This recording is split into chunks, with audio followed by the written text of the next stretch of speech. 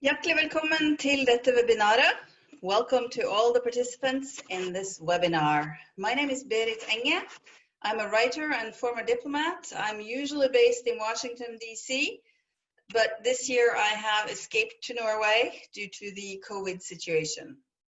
I have had the good fortune to be invited by my friend Benja Stig Fagerland and her impressive SHEconomy network to host a series of webinars on the US election. And we have formed a partnership where we will have conversations with brilliant Washington women who will shed light on what's really going on over there. We would like to develop this into a longer-term program, and we hope to be able to invite at least some of you over to Washington to maybe meet some of these women at some point when the world opens up again. With us in the audience today are participants from Norway, Denmark, and Iceland. And we are very happy and grateful that you would join us today.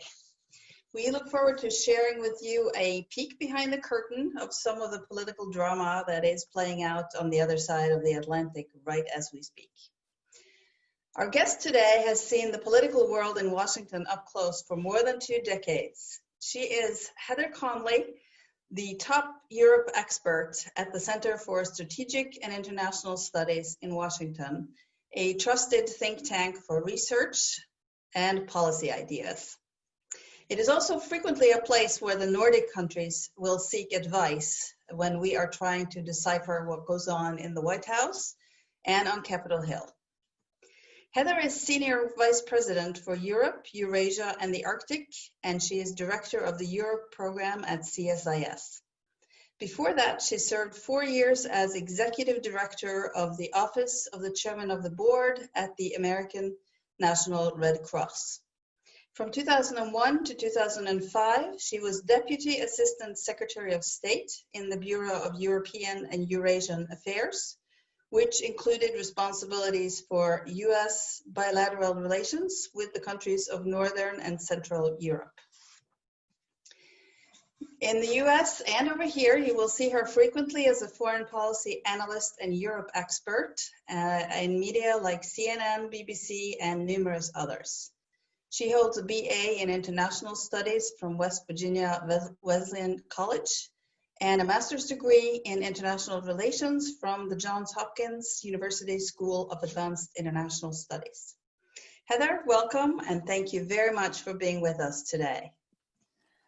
Thank you so very much. What a privilege to be with you.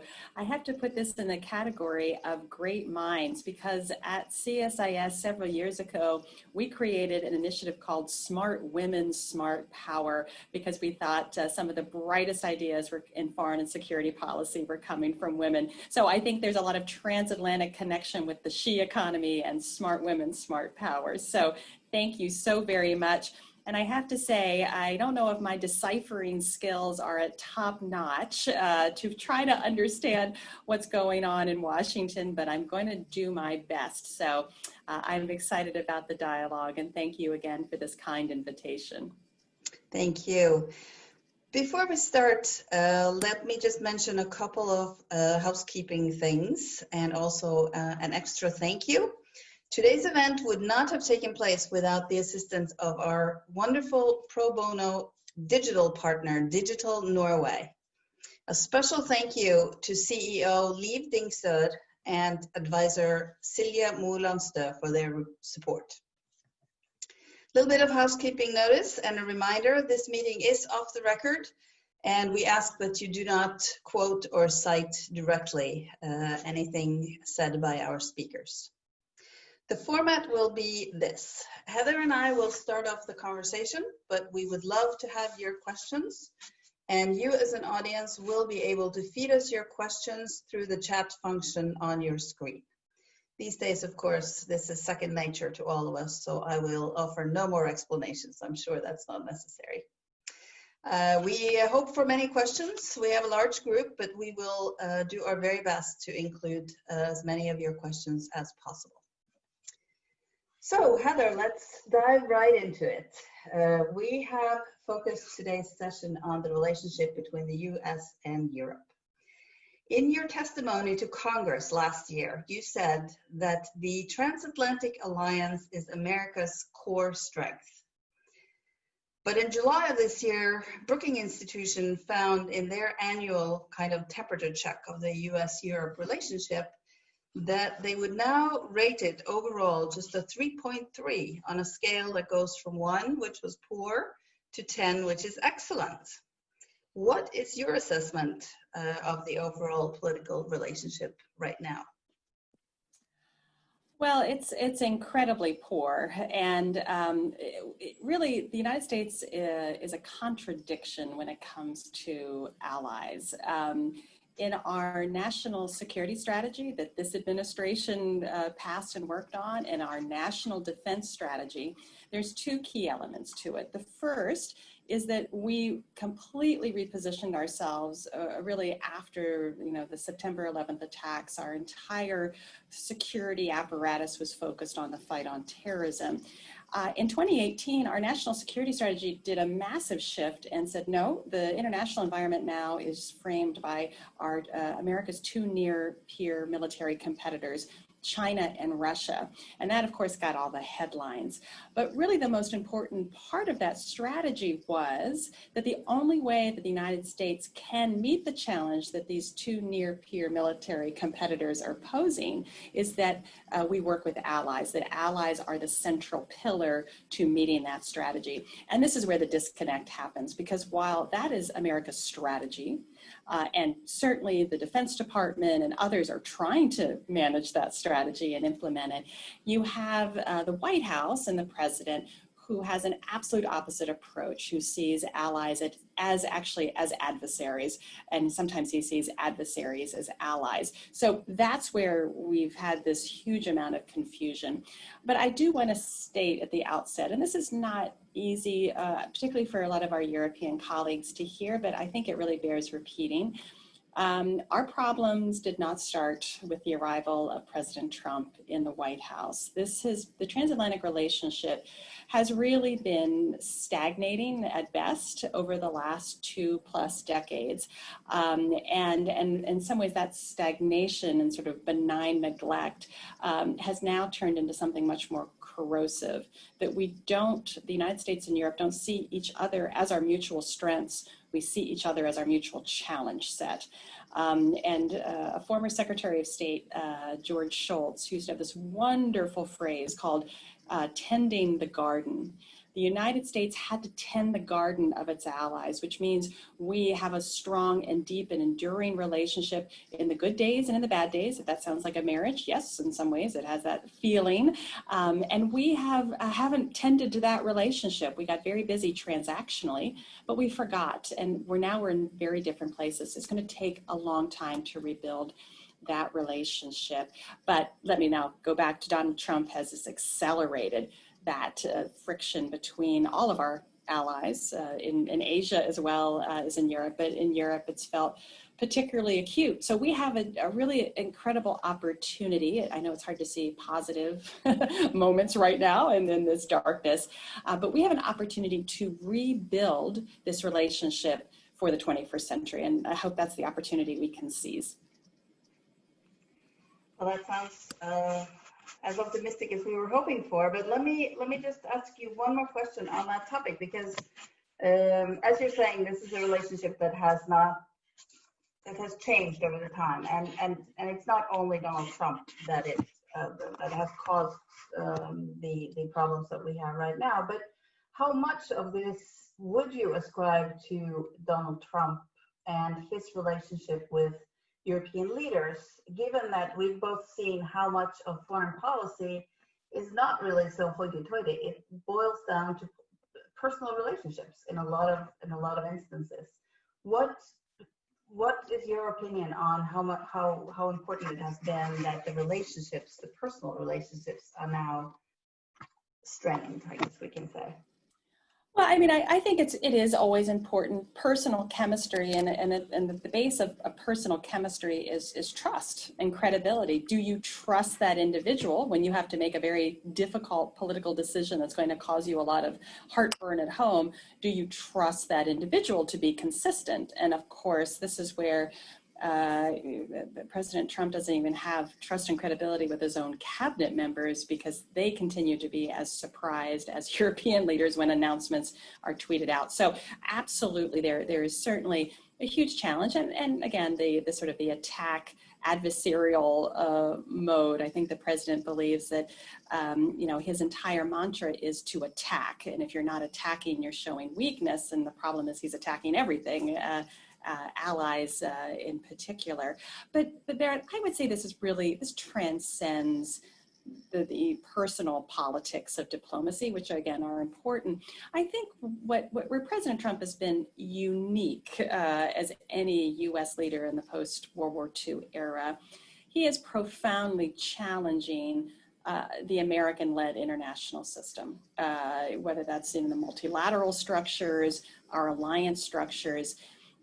He's really challenging those precepts, NATO, our bilateral alliances in Asia. And I think that's where this is quantitatively different. I mean, we had deep transatlantic disagreements in the Bush administration. I served in the State Department in the Europe Bureau, during the Iraq War. I know how challenging that moment was, how strained the ties were. But I don't believe at any moment did European leaders, as fraught as the conversation was, did not believe that the United States would withdraw from NATO. They didn't. Yes, we withdrew from Kyoto, and of course the ICC has always been a source of great tension, but we didn't attempt to really, fundamentally alter the system. This is where, again, we've been slow rolling to this point, quite frankly. The president has just accelerated this. So we've been very good for the last 3.5 years at destroying things, pulling down that architecture. But what's been missing is no one is rebuilding a stronger, durable foundation in these new structures. Multilateralism has needed great reform for decades. We've talked about it endlessly. We haven't done it. And now the international system is starting to change to such an extent that it's really demonstrating that we need dramatic reform of our institutions as well as our relationship with our allies. So November 3rd, of course, we're not sure if we will know everything by November 3rd, but say that come November 4th, we know that Joe Biden has been elected. And at that point, I guess it's no secret that you sitting in Washington can probably hear the collective sigh of relief coming from Europe. Now you're saying this period has been long in the building, but then we would be entering into a new phase where Joe Biden would have the task of rebuilding relations with Europe in an environment that is where you have suspicions of the US being a trusted partner, and you have a US public still very much in a more isolationist mode and not really eager to spend money abroad. And what happens then? Well, this is where predictions become dangerous, but I will posit that Vice President Biden does win the election. I think, though, even before we get to a new administration next January, I think everybody needs to sort of fasten their seatbelts for those 4 months, depending if President Trump accepts this transfer of power, which he is, in his own words, put into question. I think you'll also see where President Trump will be taking as many steps as he can before he leaves the White House to be as disruptive as possible and to enhance his agenda. So I think we're just going to have an extremely tumultuous place. So even where we think we are in November 4th, I think we'll be in a different place potentially on January 20th. But should Vice President Biden and Senator Harris enter the White House, you're absolutely right. Their focus is going to be domestically. This really, to me, feels like I'm reliving the movie in 2009, where, of course, the economy, the global financial crisis, it was a complete domestic focus. You could hear the sigh of relief from Europe that a new president was going to be there and heal those wounds. it was a difficult 8 years transatlantically, even though obviously the relationship was better, the tone was so much better, but there were still big significant challenges in the transatlantic relationship, whether that's Syria, Libya, the financial crisis itself, and how Europe resolved that. So I feel like we're repeating ourselves a little bit. But Vice President Biden is going to focus on the pandemic response and trying to manage that and the economic consequences. So this will be a very strong domestic agenda. But the Vice President has been very clear in saying before he even focuses on America's greatest challenges, China, others, Iran, Russia, North Korea, et cetera, many others, he is going to pick up the phone and talk to allies first to restore that sense of trust and credibility. But it's not going to be just a phone call and say, whew, I'm back, don't worry about it, let's just forget those last 4 years. Things have been profoundly broken. And I think this speaks to the American loss of bipartisanship in foreign and security policy. Our allies cannot go through the whiplash of every 4 years one president saying, I'm contemplating withdrawing from NATO, and the next president saying, it's all allies first. We have to create that consistency on a bipartisan basis. We need to develop a new national consensus about American leadership in the world. That's what's been missing for the last 20 years. Our elections are not about foreign policy, or very rarely about foreign policy. They're much more focused on domestic issues, as every other election is around the world.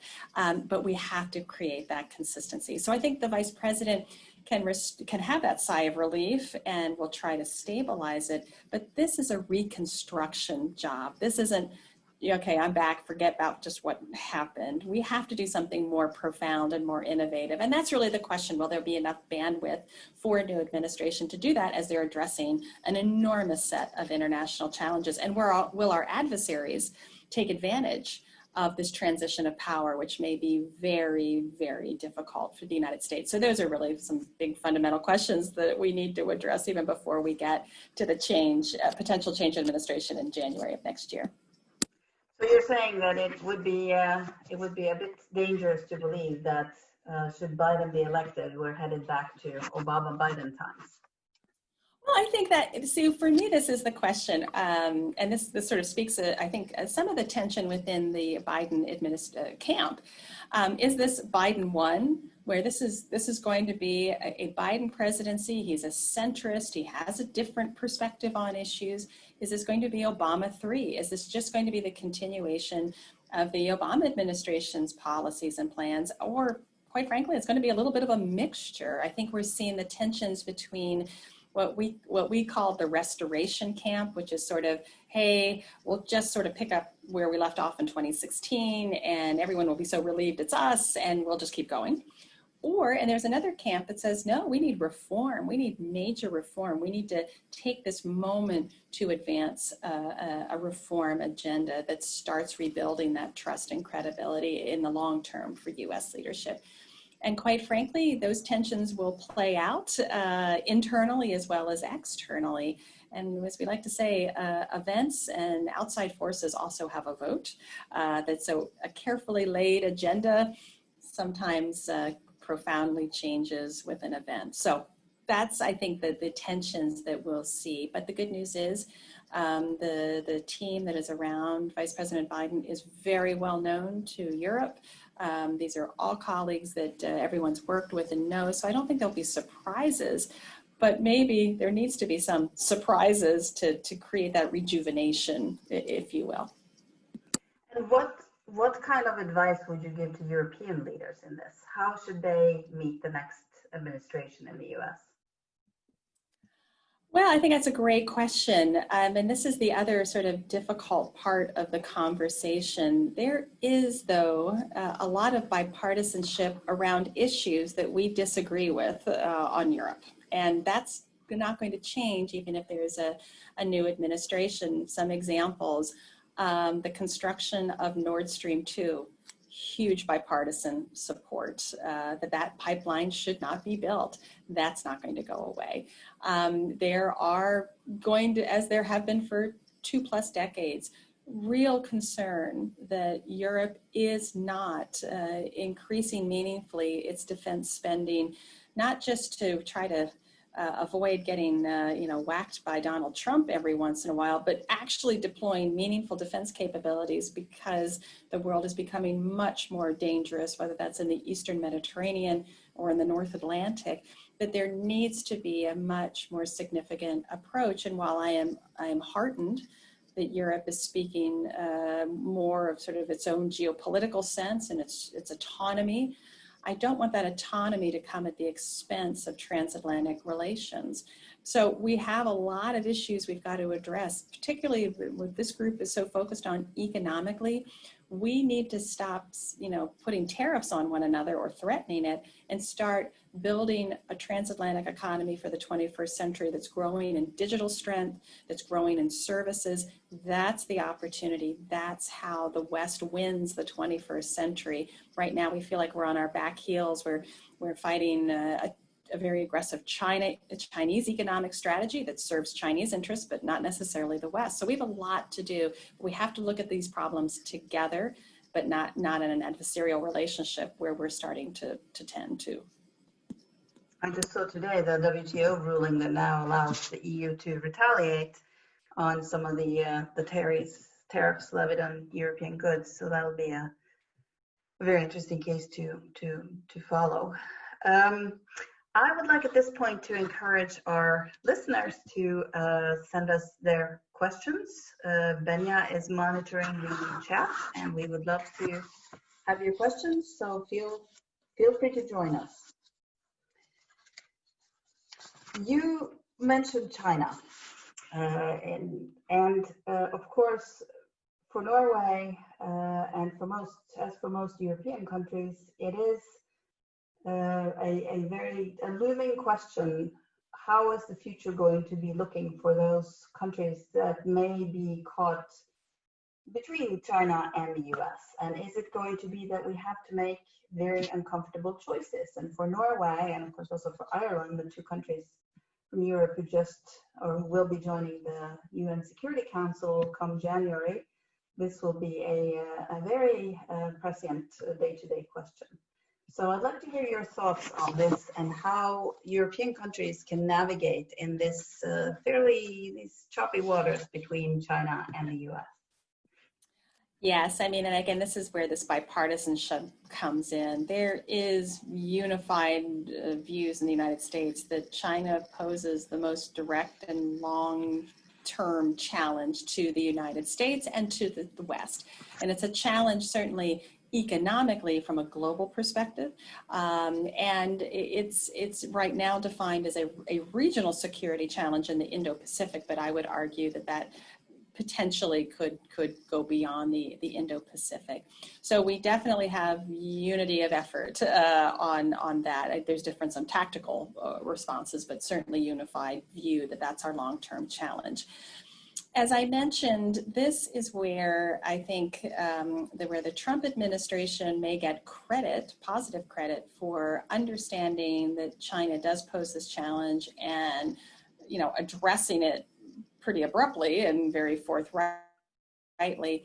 Where they've missed their opportunity is this only works in an allied strategy.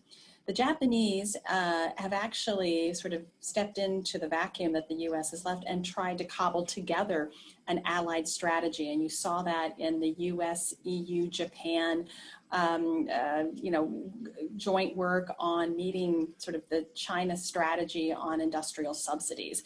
That is the kind of framework that we need to put forward both with our partners in the Indo-Pacific, Australia, Japan, Korea, India, with our European allies, that it's our standards, our values, our rules that are determinant of the 21st century economy, not China's rules on state-owned enterprises and subsidies and environmental degradation for some of their large projects and overcapacity and economic espionage and the whole basket of issues.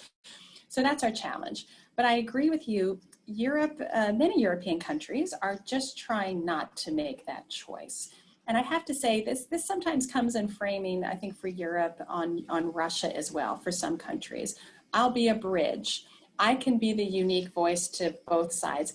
On some of these issues, when it comes to human rights, Hong Kong national security law, what they're doing with the Uyghurs, the internal dynamics, you can't bridge that. That's a values question that every country is going to have to decide that values proposition.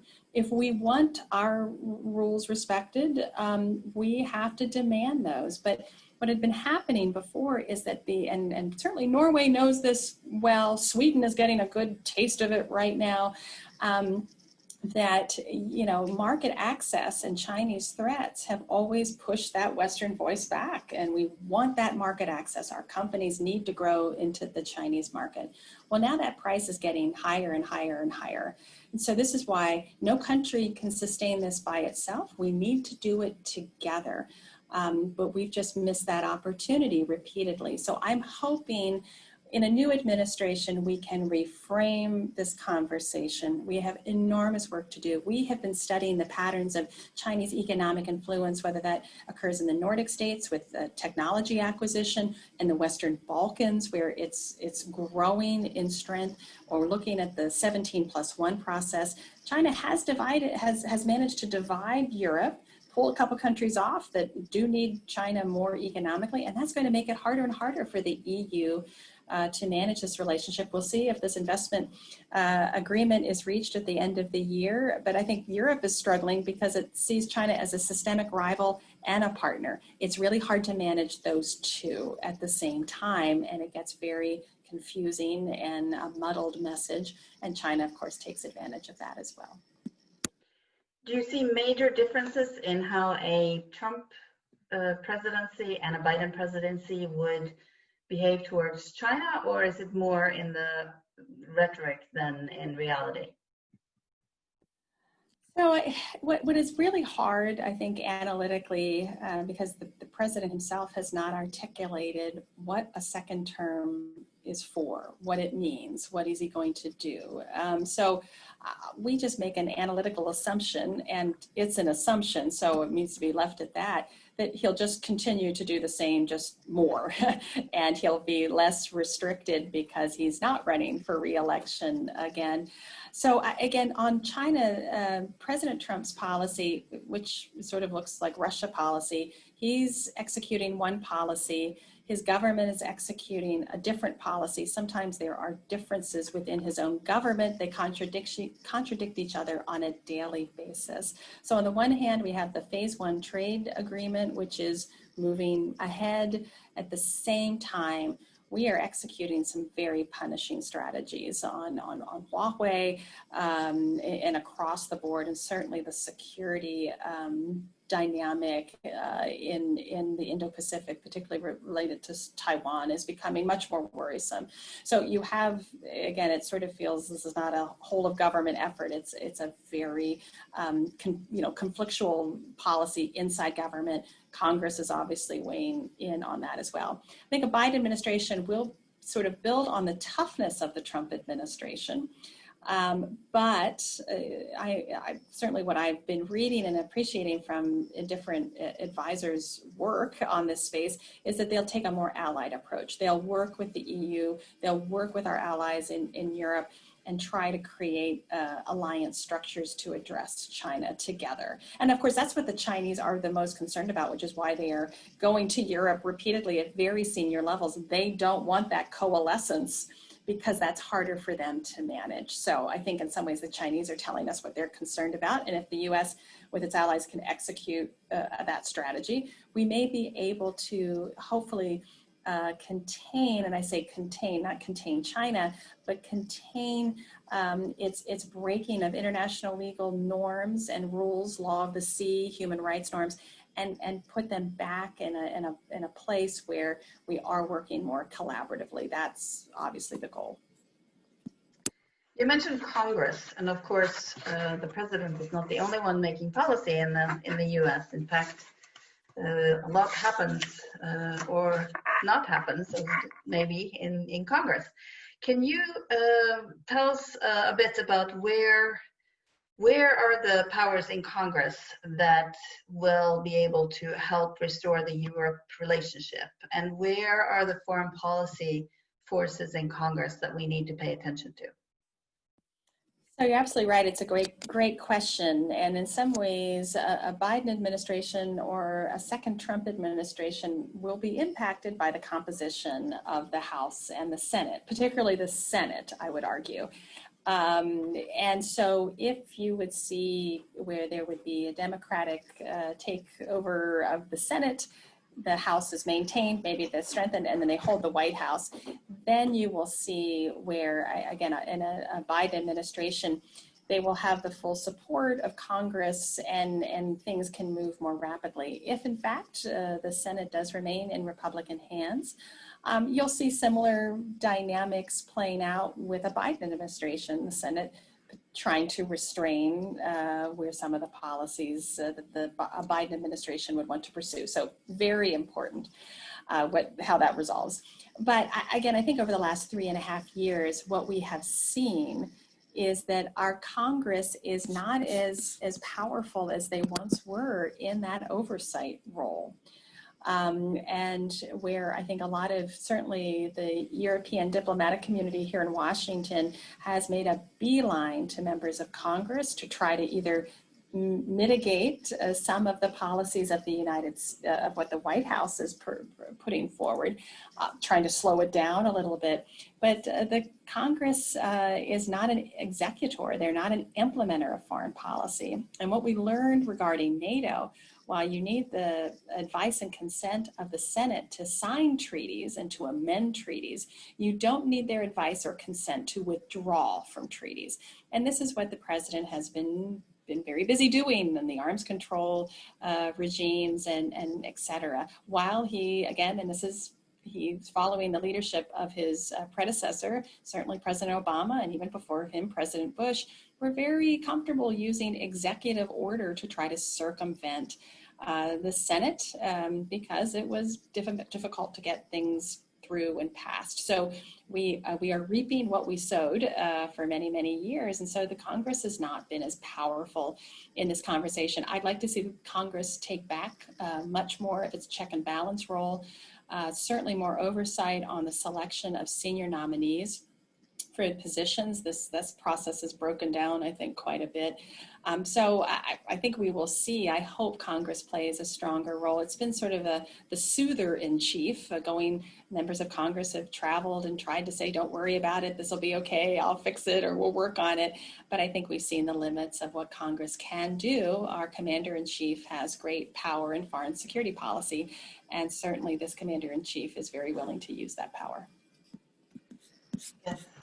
And I assume from what you're saying, the presidential powers also are somewhat limited by the fact that some of these things have been done by presidential decree, which means that they can be changed then by the next president. So just a small point on that. Now we have a question from Camilla Nilsson. She is asking, what are the 3 first topics that you would pick up and discuss with Europe if you were the president for the next period? That's a great question. I don't have that power, but that's nice to think about. Let's see, what would so I think in some ways I'm going to keep with the framing of our national security strategy. And I think that the first conversation, sort of 3-way conversation. First, we have to create that new sense of trust and credibility with our allies. So I think we do have to do a little bit of damage assessment. I know public opinion is really, really strongly against this administration, hopefully not the American people, but this administration. So there has to be a new approach to all issues that we've just rammed our heads against, trade and things like that. We have to get a new approach going. We can't fall back into what's failed the last 15 years, particularly when it comes to trade. So I want to see what the opportunity is to grow the transatlantic economy just get past all these old conversations and on agriculture and things that never get us anywhere. Focus on the digital economy, focus on the future. Let's grow our economies. Right now, the pandemic is really harming people. So how do we grow the transatlantic economy? That's for me, number one, and the digital economy is the number one to that. The second part, let's talk about Russia. Europe's policy approach to Russia has really changed and evolved even over the last several weeks with events in Belarus, the poisoning of Alexei Navalny, and of course, there has been a lack of trust on the U.S. position on Russia because of our own domestic polarization after Russian election interference and the president's very, very, very unique relationship with Vladimir Putin. So let's talk about Russia. Let's get a transatlantic approach on Russia. And of course, NATO and getting a laying on of hands of NATO, unifying ourselves as we move forward. We're going to have a new selection of a new NATO Secretary General coming forward. We're in a strategic reflection process. Let's think through the NATO question. And of course, Russia is so essential to that.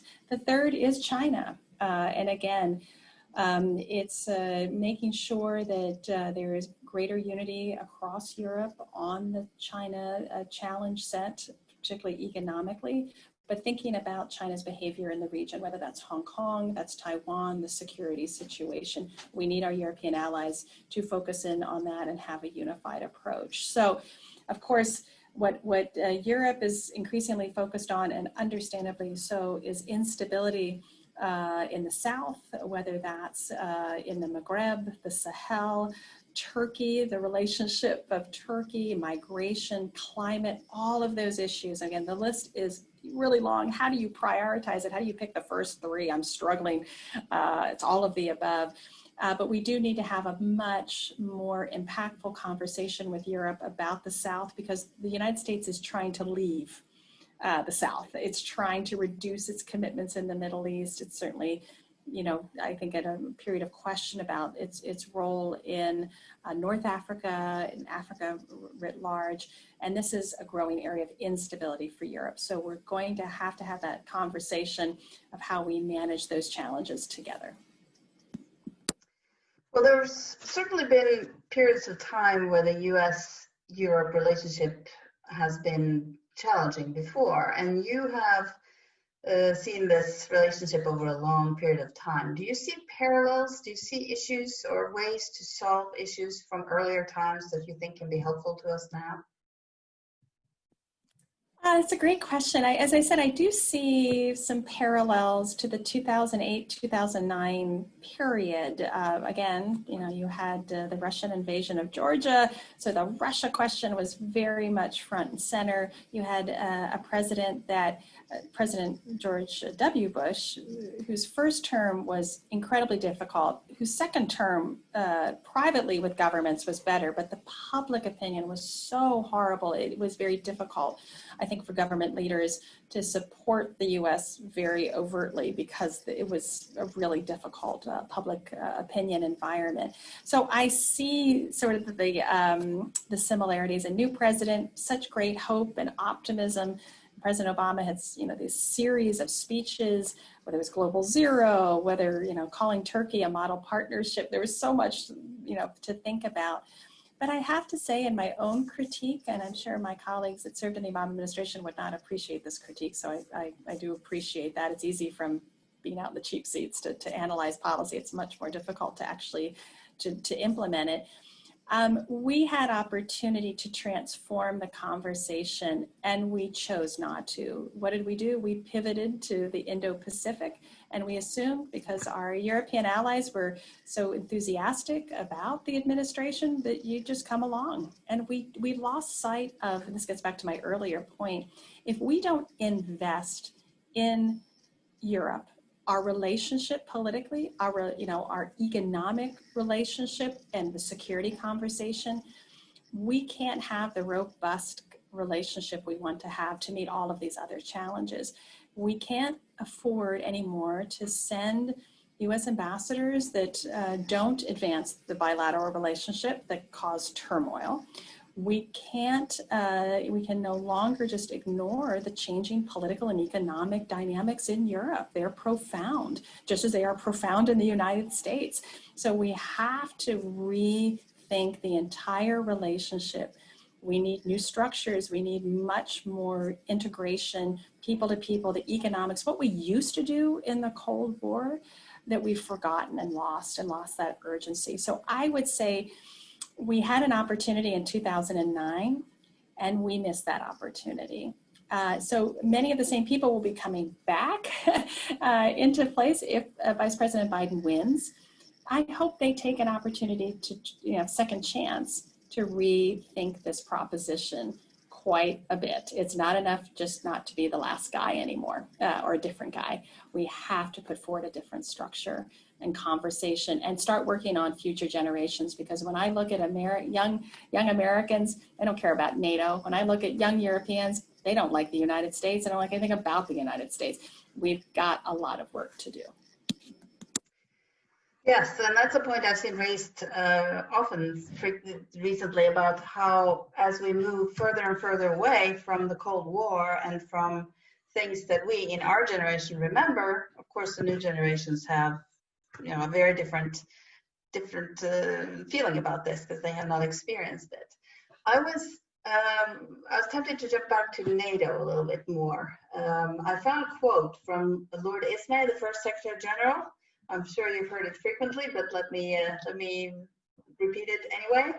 He said that the purpose of the NATO alliance is to keep the Russians out, the Americans in, and the Germans down. Now, I also read a piece by the former American diplomat William Burns.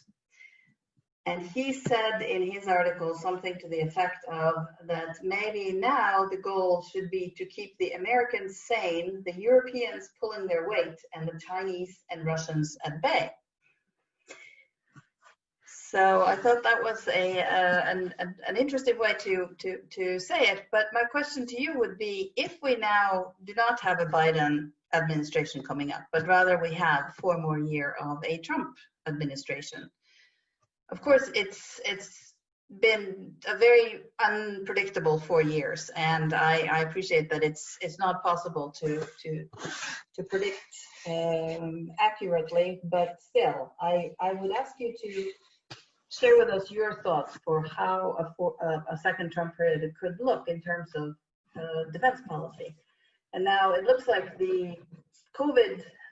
One of the COVID results might be that, at least for Norway's case, we may reach that 2% goal of spending 2% of our GDP on defense, because our GDP has gone down quite a bit. But that's not really sustainable, we hope, over a long period of time. So NATO has gotten some very, very clear messages from Trump. They're not messages that are unique to him, but his language is, of course, rather unique.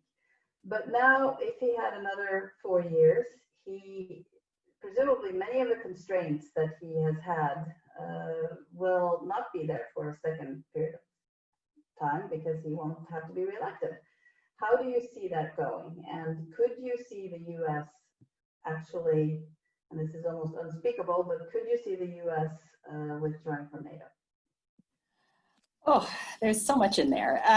So again, allies is one of the great differences of the two candidates. Mr. Trump views allies as their drains on American strength. He does not see the value of allies. The vice president has a completely different view of allies. So this is really, when it comes to allies, NATO, the European Union, our allies in the Indo-Pacific, it's sort of the same thing. So this is the huge difference. What would a second Trump administration do? Again, we can only sort of think through doing more of what he did in the first term. That's not a very intelligent analysis, but that's about all we have. So I think you'll continue to see what he's actually doing right now. He just was he tweeted yesterday that he's removing all U.S. forces from Somalia that have been on a counterterrorism. He's done, you know, the announcement of reducing U.S. forces in Germany by 12,000. I think he will likely substantially bring back U.S. forces in Korea. What I see is a bring the boys home. And very much rethink this again. The U.S. global force posture and its military footprint. That's, you know, we want to have a footprint in a wide variety of areas to keep the security challenges away from the United States. That's the entire sort of, to boil it down. We are deployed externally to prevent attacks on the United States. This is bring, you know, bring up the drawbridges, let's bring everybody home. It's a completely different approach for, you know, over 70 years. On NATO, you know, I get asked this question a lot. Yes, the president under Article 13 of the Washington Treaty can write himself a letter, because the United States is the depositor of the instruments of ratification, to say I'm withdrawing from NATO, and you know, that the clock would start for a year. But I don't think he needs to go through that process. You can erode trust and credibility in the alliance with a tweet. You can make a decision if NATO needs to do a forward deployment or make a decision, and the U.S. says no, that really ends sort of the credibility of the alliance. So I don't think it's anything as dramatic as announcing the withdrawal. He could announce the withdrawal. He could do that, you know, even potentially, as I fear this interregnum period between the election and an inauguration period, to try to wreak as much havoc as possible. That certainly could be, you know, something I fear. I don't predict, but I fear. What happens then? You know, I don't know. I don't know. I think, and I keep ending sort of these very dire conversations on a positive note, because I'll start to cry if I don't. But what the president's been doing, and profoundly challenging NATO and our allies, profoundly challenging our trade relationship. In poll after poll, support has gone up for alliances. The American people support NATO. Now, some of that is just whatever President Trump says he doesn't want. There's an opposite reaction to that. But I think when you so profoundly challenge your own construct, you realize that there was value there. This is important for us to be there. But also conversely, as the U.S. has withdrawn forces from around the world hasn't stopped. Yes, policies and others have stepped in, whether that's Russia, Turkey, others, but the world hasn't stopped. So there are mixed pictures here. Allies are important, but maybe we don't need to have all the U.S. troops deployed everywhere. Maybe that's okay too. So by testing all of these precepts, we are learning where the perspective is, where the American people support or don't support. So there's a lot in this turmoil that we really have to understand.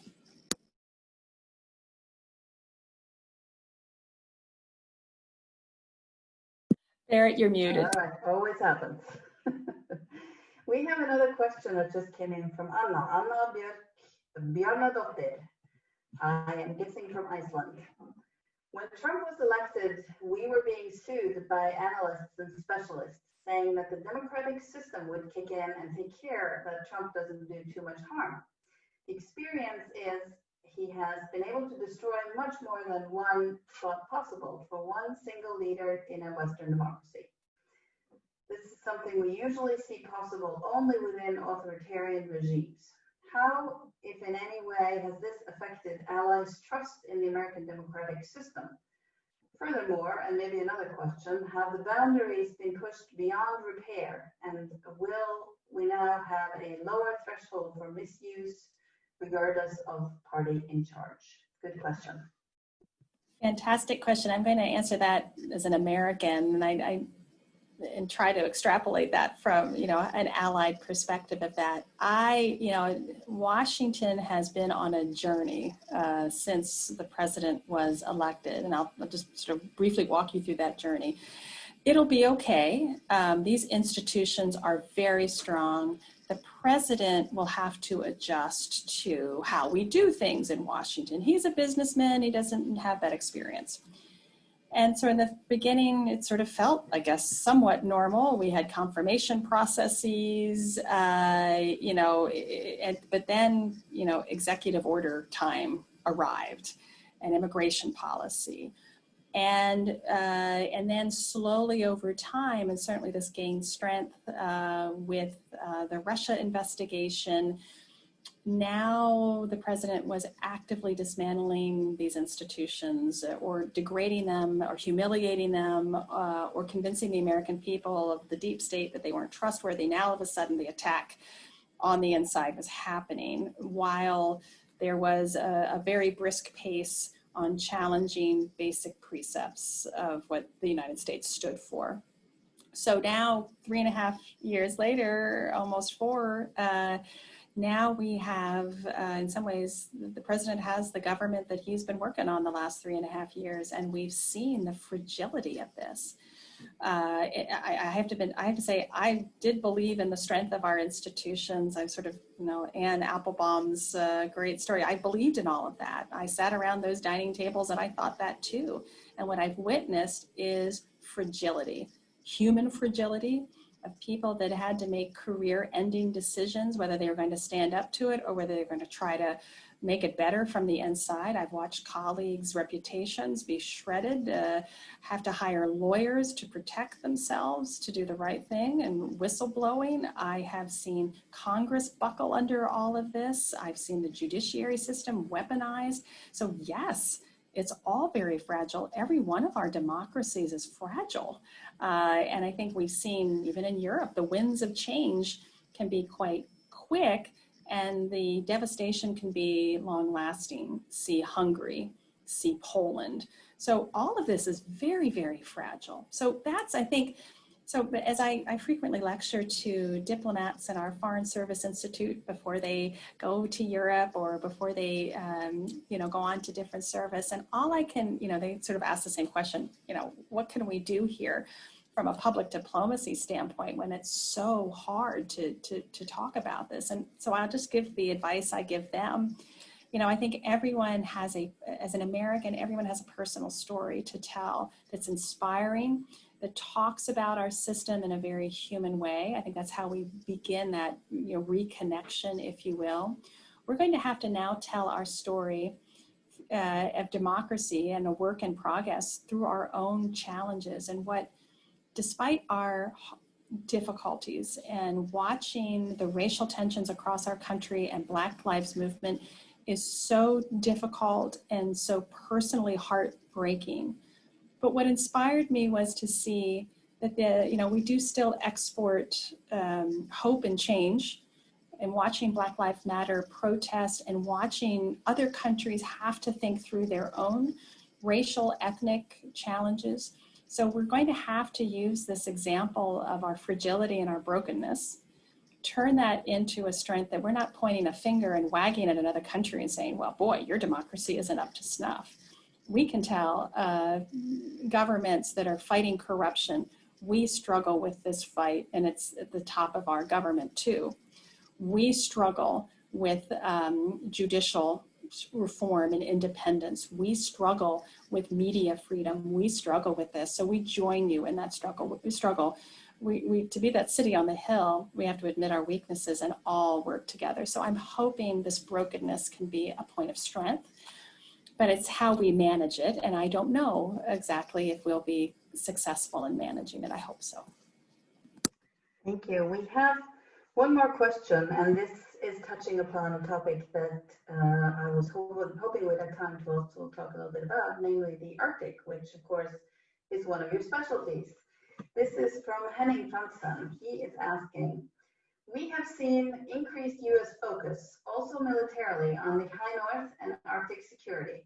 Pending the outcome of the election, will this change in any way? Oh, I'm so happy you asked that question, Henning. Thank you so much, because I've been doing a lot of thinking about that. And in some ways, the Arctic is a sort of a symbol of the evolution, if you will, of thinking about the Arctic now through a lens of great power competition. And I'll just, again, speak very personally as an analyst. As I've been focusing on the Arctic for over a decade, the United States fell a little bit behind, in my view, in understanding and appreciating the shifts that there were security dynamics in the Arctic that we did have to appreciate and understand and adjust ourselves. This is not me in any way desiring the Arctic to become a place of conflict or militarization. In fact, it's the absolute opposite. I don't want it to become a source of conflict or greater securitization. So what we've seen over the last several years, again, this is not just President Trump's arrival, it was a recognition that Russia's military capabilities, and Iceland has certainly seen that, and the increased submarine and long-range bomber activity in and around Iceland, that we have needed to enhance our defense and deterrence posture. So the US reconstituted the Second Fleet in Norfolk. We're enhancing hangar space at Keflavik to try to monitor Russian submarine activity in the North Atlantic. NATO is exercising more in the region to make sure that we can ensure that all of our members have strong deterrence measures. But the US is a little behind in needing the capabilities to execute that mission. What I would like to see, and what I've encouraged, whether it's a second Trump administration or a new Biden administration, the Arctic is in urgent need of a forum to talk about hard security, to make sure that we don't misinterpret a military exercise or a freedom of navigation exercise, that we have more confidence in what countries are doing, and that we're working together as we are productively in the Arctic Coast Guard Forum and elsewhere. So I would say the Trump administration has been a little confused, I think, on the focus on the challenges. It's preferring to focus on China, which, while is a growing presence in the Arctic, certainly economically and scientifically, a little interaction with Russia militarily. I think right now I'm most concerned in the near term about Russia's posture in the Arctic. The Arctic is essential to Russia's future, economically and militarily. It's making it very important, and so we should respect and respond how important that is, and make sure it's a place of peace and stability. So I think we have some more work to do. I think a Biden administration clearly will be much more like the Obama administration, their whole climate agenda focus. I think this will be a sigh of relief to Europe, who's also prioritized climate change as a national security imperative.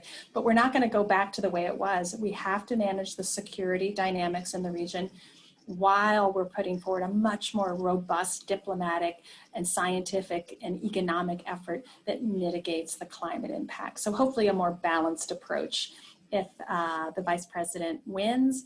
If the Trump administration, if Trump is reelected, I would suspect it'll be a China-focused. I'm not sure how they'll respond to Russia necessarily from the White House, but the military is increasingly concerned by what they're seeing in Russia's military behavior in the Arctic. So I hope that answers your question. Thank you very much. Well, we are approaching the end of the hour, and we will try to end this on time as we should, but let me thank you very much for this. This has been a lot of food for thought, a lot of thoughts that we might mull over and find a little bit scary, but also you have given us thoughts for the future of how we can move in a positive direction, and hopefully that will be what we will see. So thank you again very, very much. I know that many of the people who are on the line with us today know you very well, and we are many of us who seek your advice frequently, and thank you very much for sharing so generously. So thank you again for being here today, and thank you to the rest of you for listening in. I hope that you will join us again next week.